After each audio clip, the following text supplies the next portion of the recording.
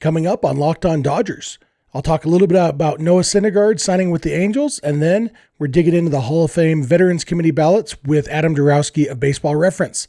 Let's get Locked On Dodgers.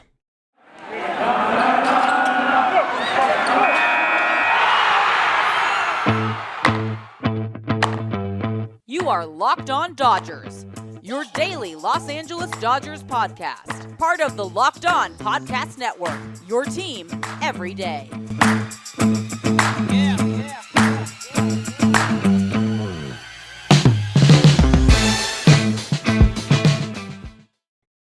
Hello, Dodger fans. I am Jeff Snider of Baseball Essential, and this is Locked On Dodgers, part of the Locked On Podcast Network, your team every day. I'm flying solo for the first part of this podcast today. Vince will be back with me tomorrow probably, and it won't be just me for most of the episode. I will have a guest in a few minutes. Thank you for making Locked On Dodgers your first listen every day. Remember, this show is free and available on all podcast platforms and on YouTube simply by searching for Locked On Dodgers. This is the daily podcast covering the Los Angeles Dodgers, bringing you the smart fans' perspective on our boys in blue. And as I mentioned at the top, most of this episode is going to be me talking to Adam Darowski of Baseball-Reference about the Veterans Committee ballots. They're not called Veterans Committee anymore. They have different names, but there are 3 different committees that are tasked with electing long-retired players to the Hall of Fame. And 2 of those 3 are meeting this offseason to hopefully elect a couple people to the Hall of Fame.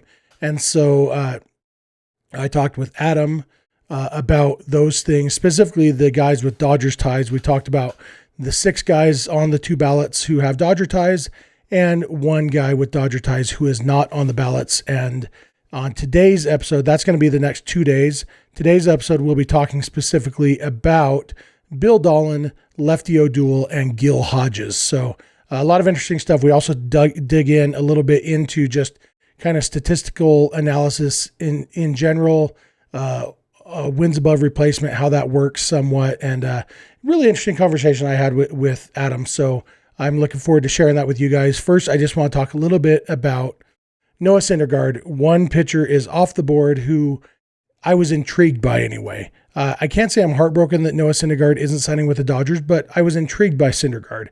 He's signing with the Angels a 1-year, $21 million contract, just a couple million more than the qualifying offer than he rejected. It's kind of interesting that he would sign a 1-year deal after rejecting the qualifying offer. It's even more interesting that the Angels would give up a second-round draft pick to sign a guy for just 1 year. But it seems pretty clear that Syndergaard is interested in making kind of a statement, proving that he's healthy. He hasn't pitched. He's thrown 2 innings in the last 2 seasons, and they weren't very good innings.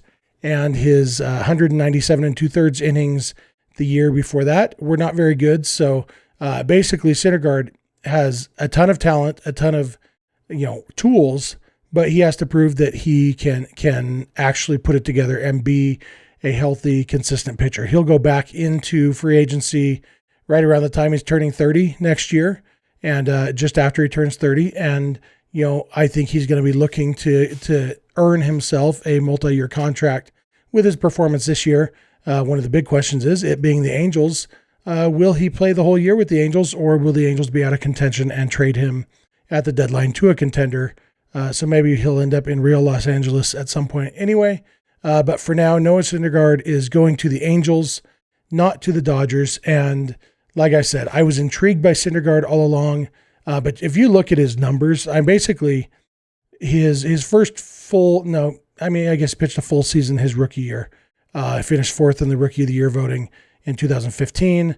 2016, he made 30 starts, 183 2/3 innings. So that was his first year qualifying for the ERA title. So that's why I kind of almost said his first full season. And since then, he was really good, 2.60 ERA that year. He finished 8th in the Cy Young voting, actually led the major leagues in FIP, which is fielding independent pitching. So by a lot of measures, he was the best pitcher in baseball.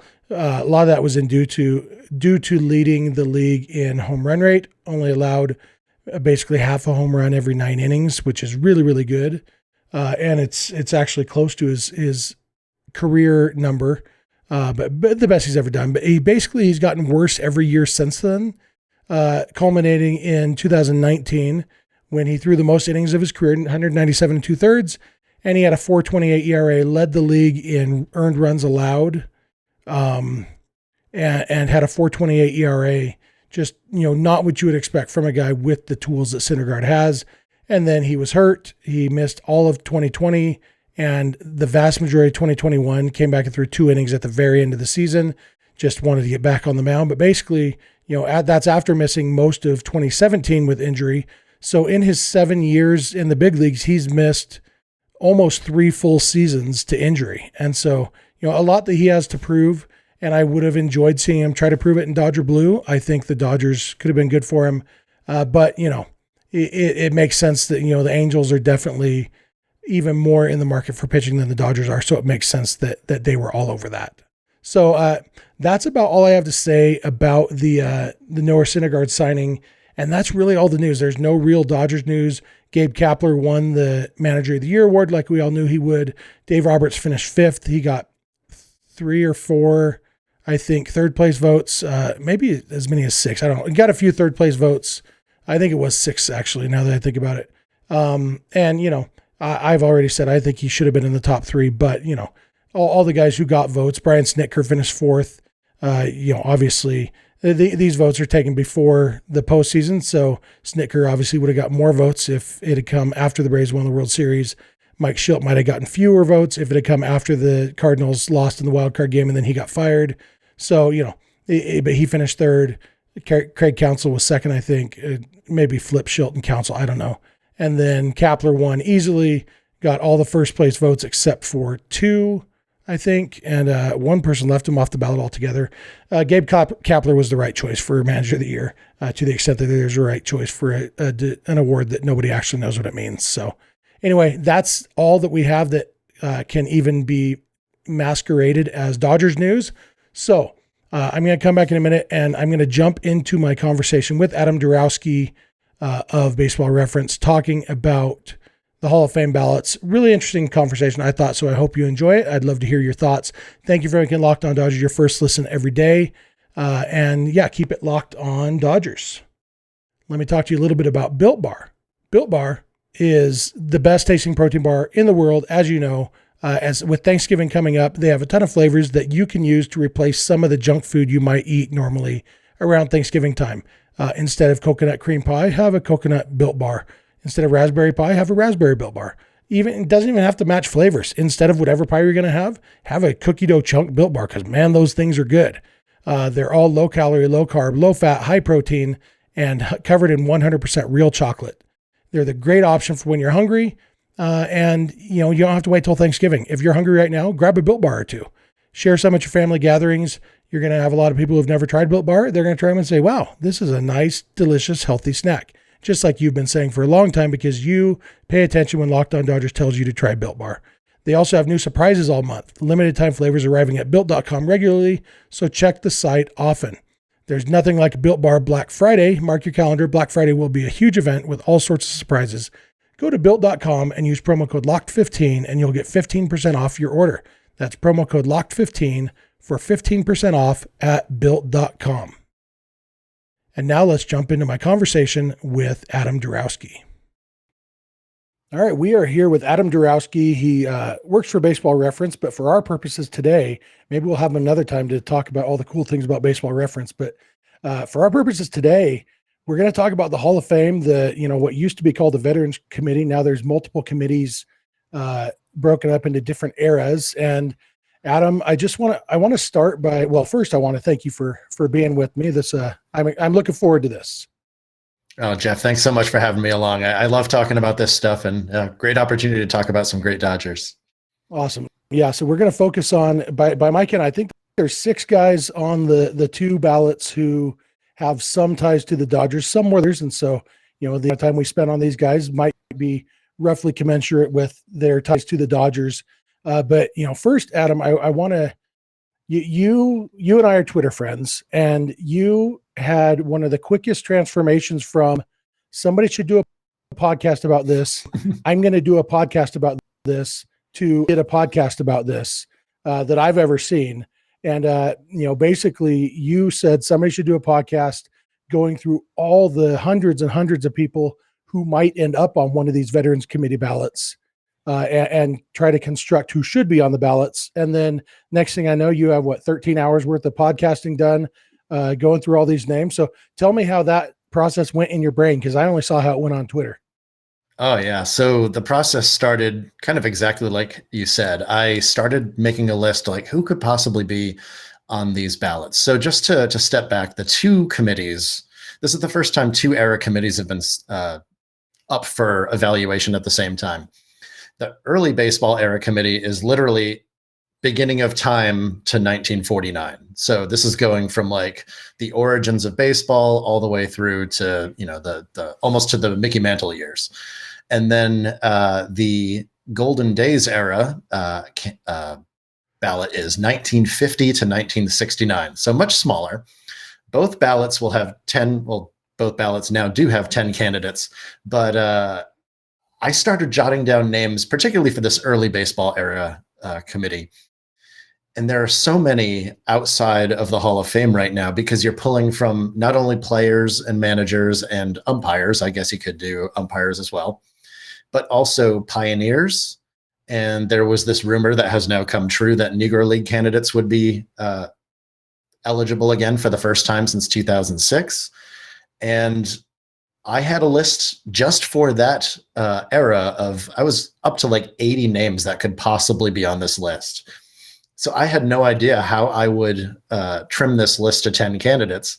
So I figured I would just I wanted somebody to start a podcast to talk to some experts about it and help me try to figure out who the best candidates were, like from the Negro Leagues or from the origins. But nobody took me up on it. So I just figured I'd ring up some friends that are experts on the topic. And we had Jay Jaffe talking about, the AL and NL from before 1950. We had Scott Simkus of the Seamheads Negro Leagues database talking about Negro League candidates. Joe Williams, who's on the SABR 19th Century Overlooked Legends Committee. We had him talking about the pioneers and origins of the game. And I learned so much, and basically I made my list based on that. It was really just for my own personal use, and I figured I'd record it and let other people listen if they wanted to, and other people do seem to be listening to it, which is nice. And tell us the name of that podcast. Yes, it is Building the Ballot. So if you just punch that into iTunes or Spotify or whatever, you should be able to find it. Awesome. So like I said, I think you said there's about 13 hours worth of episodes there, trying to go through this. Today, you and I are going to focus on the 6 guys who have ties to the Dodgers. And I guess we'll go chronologically. That probably makes the most sense, I guess. And which means we're starting in the 1800s. Guy who came to the Brooklyn, whatever their name was, the Superbas, I guess, at that time in 1899, Bill Dahlen. I guess, did Bill Dolan make your ballot? And he had 2 different stints with the Superbas / Dodgers / I guess they were the Superbas the whole time. Looks like 1911. He got 3 appearances with the Dodgers. So, let's talk about Bill Dolan a little bit. Yeah, so he's on this early baseball era. I think he's one of 2 candidates we'll be talking about that are on the early baseball. And he was, I mentioned Joe Williams and the Overlooked Legends Committee from the 19th Century committee I'm actually a part of in SABR. And Bill Dahlen was the 2012 choice for the 19th Century Overlooked Legend. And he has been up for discussion quite a few times recently. On the 2013 pre-integration era ballot, that's when Deacon White, Hank O'Day, and Jacob Rupert all got in, and the BBWA pitched a shutout because it was all of the steroid candidates. Dahlen finished 4th, but it was just 2 votes shy, so we nearly had 4 candidates from that era committee, which has never happened before and has not happened since. 3 years later, 2016, he was up again on the pre-integration. He actually slipped back a little bit. He got 8 out of 16 votes, so still a very strong candidate. And he is one of 3 players from the non-Negro leagues to be on this ballot. So it's him, Lefty O'Doul, who we'll talk about, and Allie Reynolds, a Yankees World Series legend from the very end of this era, so like the 40s and 50s. So, Dahlen, go ahead. I was just going to say, when you look at Bill Dahlen's career, I think overlooked legend probably is a good way to describe him, because he's a guy that you look at his stats, and, if you're familiar with the style of baseball, then, obviously 84 career home runs doesn't jump out at anybody. But if you're familiar with the time he played in the dead ball era, his stats scream Hall of Fame, and it's kind of crazy that he's not in yet. Yeah, he's gotten a little bit of a resurgence, I guess, with the introduction of wins above replacement, because his WAR total is one of the very best, if not the very best, for any player outside of the Hall of Fame that doesn't have the steroid issues with their candidacy. 75.2 WAR per Baseball Reference. I think Fangraphs is about the same. And we're looking at a guy who's a 21-year shortstop, almost 2,500 hits, a 110 OPS plus, and a stellar defender. I think he's a very similar candidate to Alan Trammell, who just got in. A lot of those numbers sound a lot like Alan Trammell.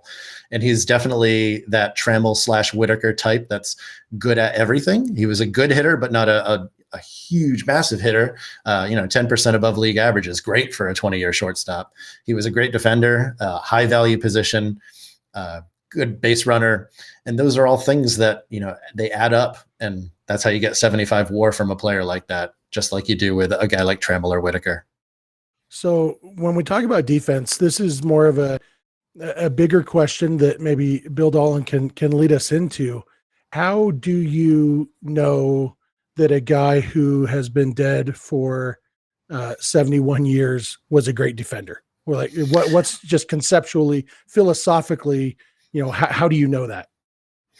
Yeah, there's two different ways. One is through the numbers. So you can look at the numbers that we do have, like putouts, assists, and errors, and compare them to the league averages, and compare them to the pitching staffs, and try to determine how many balls in play that player typically would have had. And these are estimates when you go back this far for players. But you end up getting players like Dahlen at the top of the list. But then the second way to analyze these types of players is by reading the quotes about them that were published at the time. And you hear over and over again that Bill Dahlen was a top-notch defender. And another one from the 19th century, another shortstop, is Jack Glascock, who I think is a great candidate. And he has similar WAR fielding runs. And he was called king of the shortstops. Like they said he was absolutely the best defender back then. So it's nice when the numbers do align with the stories that you read from, 120 years ago or whatever.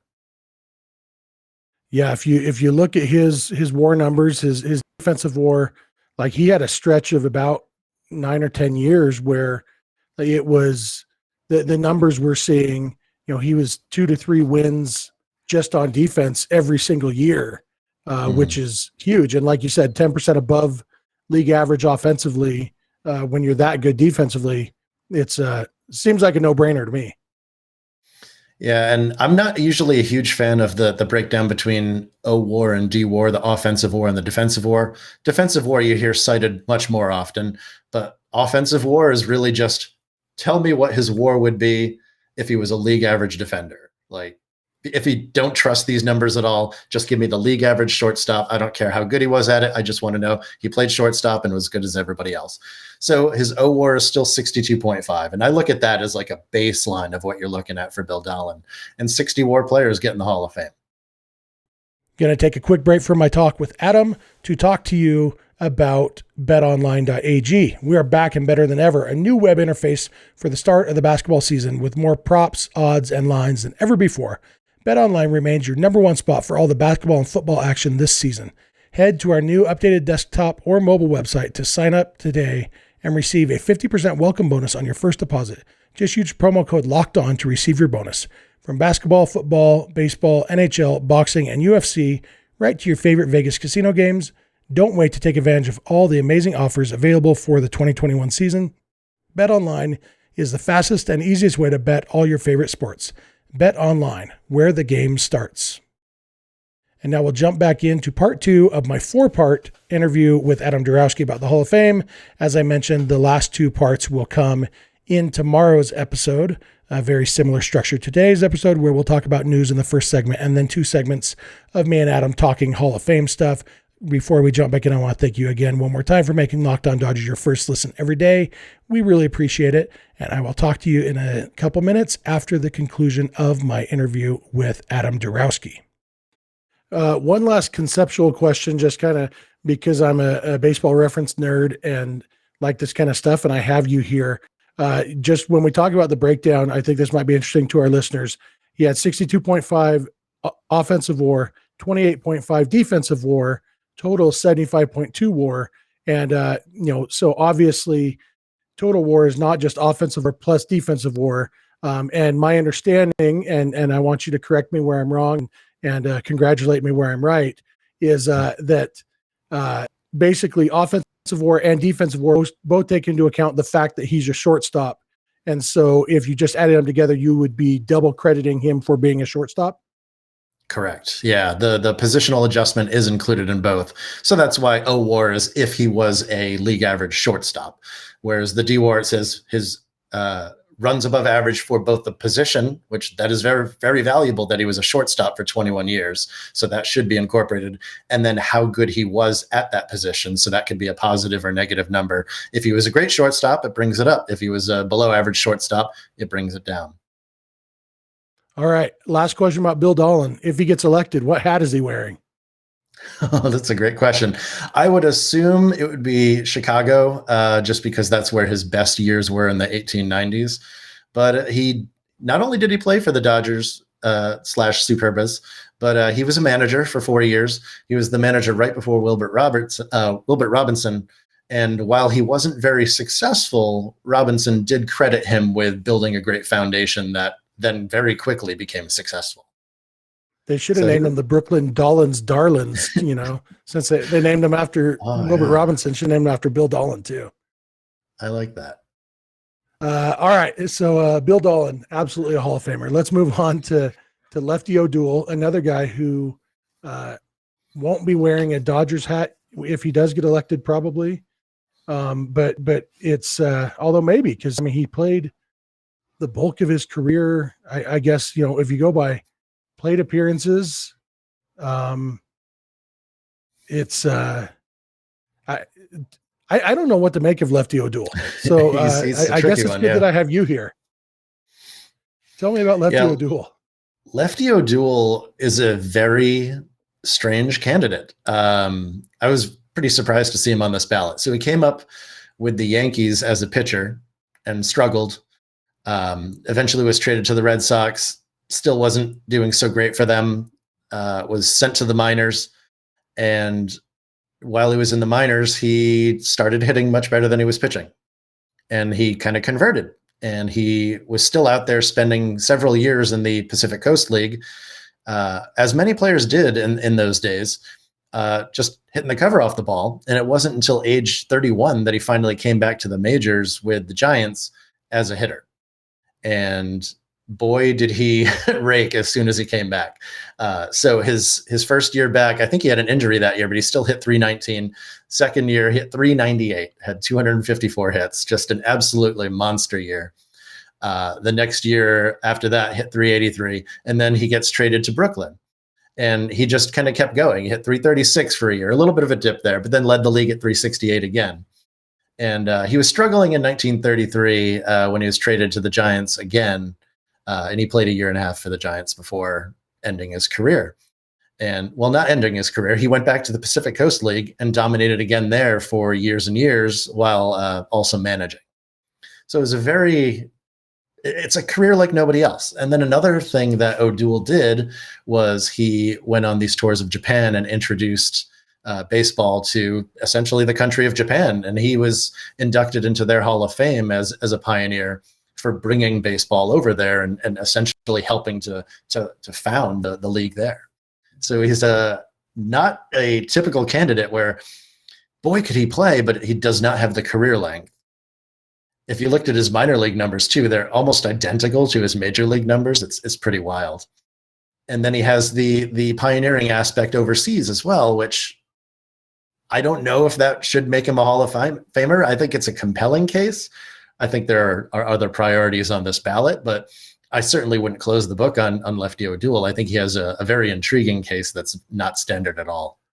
Yeah, when you talk about career length and, to keep this Dodgers focus, it just so happens that two of the Hall of Fame offensive players with the shortest careers happen to be Dodgers, Jackie Robinson and Roy Campanella. And you look at their careers, obviously Jackie Robinson's career was shortened by not making it into the league until he was 28 for obvious and well-known reasons. And then Roy Campanella's career was shortened by some of the same reasons on the front end, and then obviously tragedy on the back end.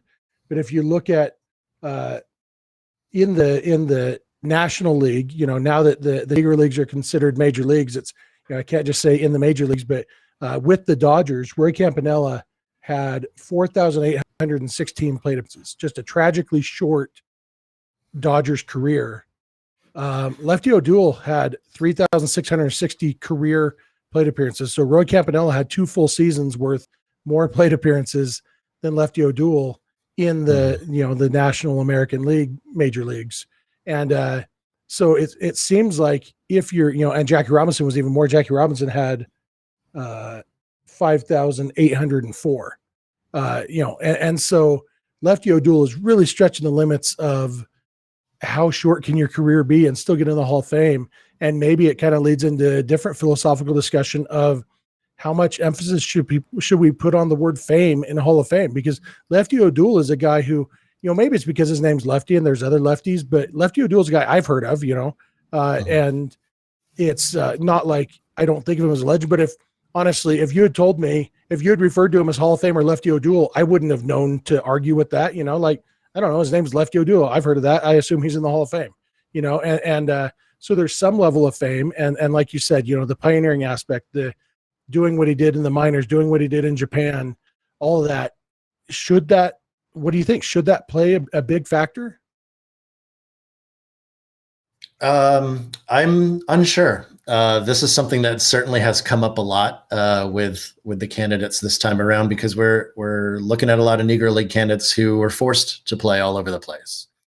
Lefty O'Doul was not forced to play all over the place. He could have been in the majors if he had performed better as a pitcher, or if he had been converted to a hitter first. So I'm a little, it's a little less obvious for me that we should make up for that fact on Lefty O'Doul, because he wasn't kept out by the color of his skin. It was things that he possibly had more control over than that. On the flip side, I do think that growing the game in Japan is a huge part of baseball here today. So I think that has to be taken into consideration. So I think he could very well be a Hall of Famer. I just don't have him at the top of this list right now.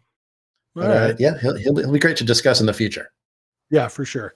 I'm going to throw a curveball to myself and switch the order I was going to talk about these, because that kind of segues into another guy who maybe doesn't quite have the resume as a player and doesn't quite have the resume as a manager, but possibly when you combine the two, he might. And that's Gil Hodges. Gil Hodges was an excellent player for Dodgers and Mets for a total of 18 seasons, not 18 full seasons. Really, you're looking at 15-ish full seasons worth of play, 120 OPS plus.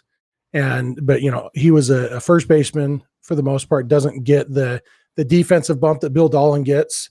And so when you look at his overall WAR number, 43.9, it's a little bit uninspiring, but then he went on to be a manager and managed the Mets to the World Series championship and did a lot of things as a manager. So what are your thoughts on Gil Hodges as a Hall of Fame candidate? I used to take this from a purely statistical angle, and I used to feel Gil Hodges was absolutely not a Hall of Famer, but I've definitely softened my stance since then. When you combine not only the managerial aspect, which unfortunately was short, but it was short for illness reasons, and then which led to his death. And then you add the fact that it is the Hall of Fame, and he was a very famous player on a famous team. And it's things like that that make me feel if he got in the Hall of Fame, I would have no problem with it. Is he one of the guys that I'm repeatedly banging the drum for? He's not.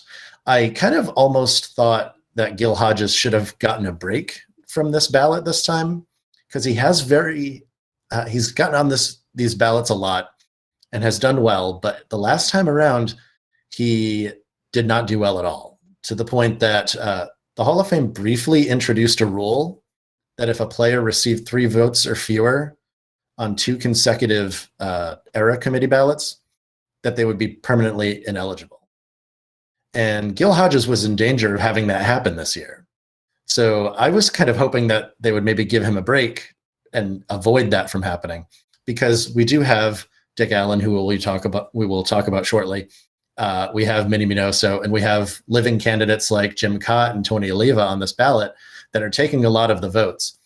And I think once those players are cleared off the ballot, it'll pave the way for a Gil Hodges, but I don't think you can make the case for him with those candidates still there. I think in the future we can, but with like Allen and Minoso, I'm like very, very, very into their cases.